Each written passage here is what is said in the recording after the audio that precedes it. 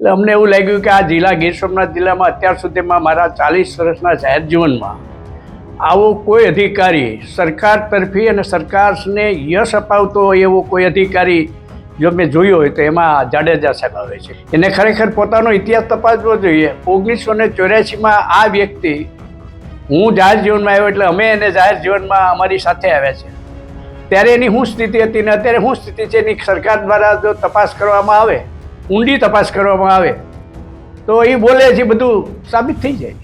ભાજપના પૂર્વ સાંસદ દીનુ બોઘા સોલંકીનો વિવાદ અત્યારે ચર્ચામાં છે. દીનુ સોલંકી જે ગીર સોમનાથ જિલ્લાના કલેક્ટર દિગ્વિજયસિંહ જાડેજાની સામે પડ્યા છે અને મોટા આક્ષેપો કરીને જે વિવાદ ઊભો કરવાની તેમણે કોશિશ કરી છે, તો બીજી તરફ કલેક્ટરે પણ દીનુ સોલંકીના દબાણો માથે બુલડોઝર ફેરવવાનું ચાલુ કરી દીધું છે. આ વિવાદ વચ્ચે જેઠાભાઈ દાનાભાઈ સોલંકી એટલે કે જેડી સોલંકી કે જેઓ કોડીનાર તાલુકાના અરણેજ ગામના વતની છે અને ભાજપના પૂર્વ ધારાસભ્ય છે, તે પણ આગળ આવ્યા છે. ગઈકાલે તેમણે આ વિવાદને લઈને વડાપ્રધાનને પત્ર લખ્યો હોવાના અહેવાલ તમે જોયા હતા. હવે આજે વાત કરવી છે કે આ જેડી સોલંકીએ દીનુ સોલંકીને શું પડકાર ફેંક્યો છે. જેડી સોલંકીએ એક બયાન જાહેર કર્યું છે અને દીનુ સોલંકીને પડકાર ફેંક્યો છે કે તે પોતાનો ઇતિહાસ તપાસે અને કલેક્ટર જાડેજાનું જેડી સોલંકીએ ખુલ્લું સમર્થન કર્યું છે.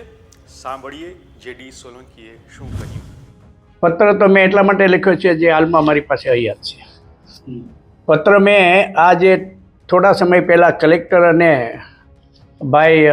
દીનુભાઈ પૂર્વ સાંસદ વિશે જે કંઈ વેમનસ્ય ઊભું થયું છે એના કારણે જે કંઈ બોલતા હતા, એટલે અમને એવું લાગ્યું કે આ જિલ્લા ગીર સોમનાથ જિલ્લામાં અત્યાર સુધીમાં મારા 40 વર્ષના જાહેર જીવનમાં આવો કોઈ અધિકારી સરકાર તરફી અને સરકારને યશ અપાવતો હોય એવો કોઈ અધિકારી જો મેં જોયો હોય તો એમાં જાડેજા સાહેબ આવે છે, કલેક્ટર શ્રી ગીર સોમનાથ.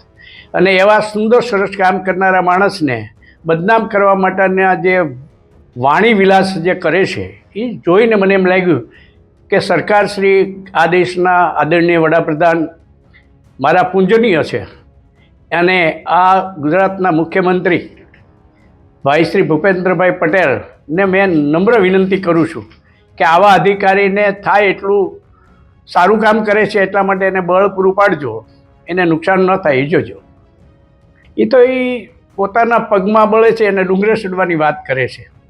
એને ખરેખર પોતાનો ઇતિહાસ તપાસવો જોઈએ. 1984માં આ વ્યક્તિ, હું જાહેર જીવનમાં આવ્યો એટલે અમે એને જાહેર જીવનમાં અમારી સાથે આવ્યા છે, ત્યારે એની શું સ્થિતિ હતી ને અત્યારે શું સ્થિતિ છે એની સરકાર દ્વારા જો તપાસ કરવામાં આવે, ઊંડી તપાસ કરવામાં આવે તો એ બોલે છે બધું સાબિત થઈ જાય. એટલે એને જે કંઈ સરકારશ્રીએ, કલેક્ટરશ્રીએ કંઈક, મને એવું મેં સાંભળ્યું છે કે પાંજરાપોળની જે જમીન છે એ ખૂબ મોટી જમીન છે અને એ જમીન એને પોતાના નામે લઈ લીધી છે. એના ઘણા બધા પ્રશ્નો હશે અને એ સરકાર હવાલે મૂકવાની કલેક્ટરશ્રીએ જે કર્યું છે, એટલે ઘણા લાંબા સમયથી આ ભાઈ કલેક્ટરની વિરુદ્ધમાં બફાટ કરે છે. મેં પત્ર લખ્યો છે દેશના આદરણીય મહોદય નરેન્દ્રભાઈ મોદીને અને કોપી મેં ગુજરાત રાજ્યના મુખ્યમંત્રીને આપ્યો છે. એમાં મેં મારી સત્ય તમામ હકીકતો એ પત્રમાં મેં રજૂ કરી છે. એ પત્ર હું આપને આપું છું.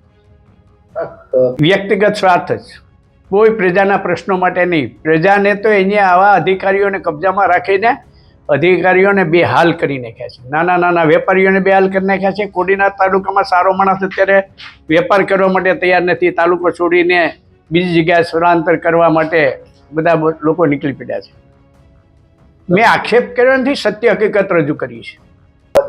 એ તો મેં એટલા માટે આક્ષેપ નહીં, મારી સત્ય હકીકત રજૂ એટલા માટે કરી છે કે મારી હયાતીમાં ઘણા બધા અધિકારીઓને ધમકાવ્યા છે, ડરાવ્યા છે ને એને જાહેર જીવનમાં તમે તપાસ કરો ને તો તમને ઘણી બધી વિગતો મળશે.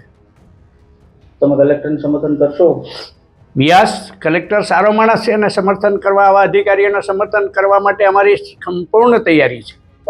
એ તો એમની માનસિકતા છે, પૂર્વ સાંસદ દીનુભાઈ સોલંકીની માનસિકતા છે.